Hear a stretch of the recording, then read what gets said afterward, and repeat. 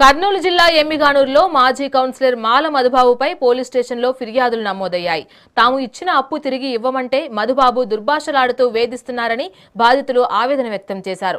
30వ వార్డుకు చెందిన వికలాంగురాలు మాల Maheshwari promissory note రాసిచ్చి తీసుకున్న ₹1,00,000 10 ఏళ్లుగా ఇవ్వడం లేదని అడిగితే అసభ్య పదజాలంతో దూషిస్తున్నారని పేర్కొంది. అలాగే చెల్లెలి పెళ్లి కోసం గుడికల్ గ్రామానికి చెందిన రాజోలప్ప వద్ద తీసుకున్న ₹1,50,000 కూడా 5 ఏళ్లుగా ఇవ్వడం లేదని బాధితులు తెలిపారు.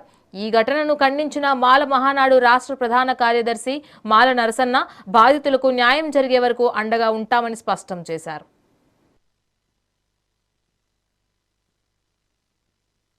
మహేశ్వరి, మాది ఎమ్మెగనూరు 30 వార్డు.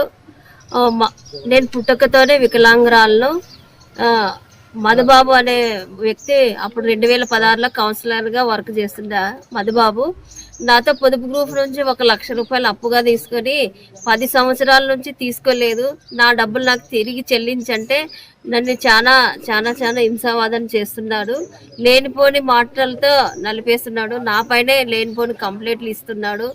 మళ్ళీ నా పరిస్థితి ఎట్లా, నా కుటుంబ పరిస్థితి కూడా బాగాలేదు. దయ ఉంచి నాకు న్యాయం జరిగేలా చూడండి అని అందరినీ కోరుతున్నాను. వారిలో ₹1,00,000 తీసుకున్నారు. ఇంతవరకే కట్టలేదు. అప్పు కట్టని ఇంటి దగ్గర పోయినా నన్ను నిన్న మొన్న కూడా చాలా చాలా పెద్ద మాటలు మాట్లాడినాడు. కట్టని పోయి ఏం చేసుకుంటావో చేసుకో అని నన్ను పెద్ద మాటలు ఆడుతున్నాడు. నేను చెప్పలేకపోతున్నాను ఆడపిల్లనైనందుకు. ఆ మాటలు నేను వినరాదు. ఆ మాటలకే నేను చనిపోయేటట్లా చనిపోవాలనుకున్నాను, నాదేం బతుకని.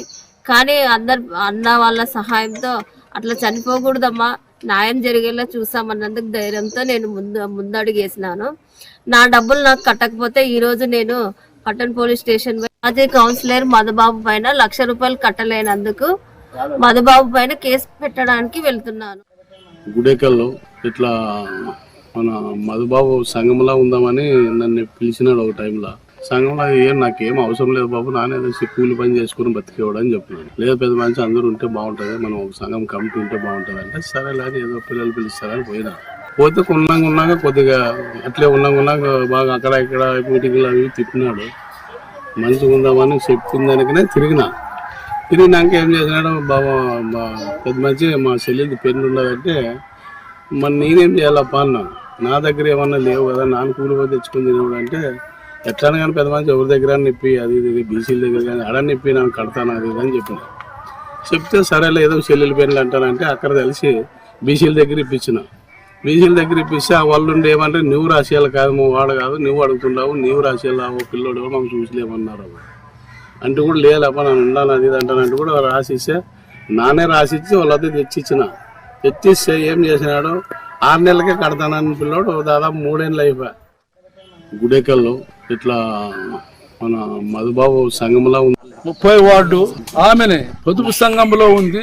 ఆమెతో ₹1,00,000 ఇప్పించుకొని ఇంతవరకు 10 సంవత్సరాలు అయితే రూపాయి కట్టని పాపము లేదు.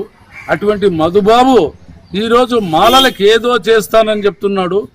అంతేగాక మాల రాజోలప్ప అనే వ్యక్తి గుడికల్లో ఆయన పరిచయం అయితే మా సంఘంలో ఉంటే ఆయన సంఘాన్ని వదిలి అయ్యా నువ్వు మా దగ్గర రా అంటే వచ్చినాడు. చనువుగా ఉండి ₹1,50,000 డబ్బులు ఇప్పించుకొని చెల్లెల పెళ్లికి, అది ఆయన చెల్లెల పెళ్లి అంటే ఎవరికైనా ఆడపిల్ల పెళ్లి అంటే ఎవరైనా ఇచ్చేస్తారు. ఆయన దగ్గర లేకుంటే ఏరే వాళ్ళతో బీసీలతోన అప్పు కోసి ఈయన పురుగు నోటు రాసిచ్చి వాళ్ళకి ఇస్తే వాళ్ళు వచ్చి వీళ్ళ భార్యని ఈరోజు టార్చర్ పెడతారు, రాజోలప్ప భార్యని రాజోలప్పని. అందుకనే రాజోలప్పకి డబ్బులు ఖచ్చితంగా కట్టాలి. లేని వెడల ఈరోజు పోలీస్ స్టేషన్లో పోయి మేము ఖచ్చితంగా కంప్లైంట్ ఇస్తాను. బాధ్యతల తరపున నేను ఖచ్చితంగా నిలబడతాను.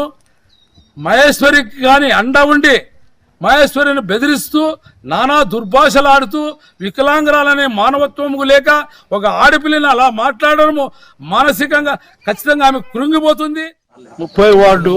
ఆమెనే పొదుపు సంఘంలో ఉంది.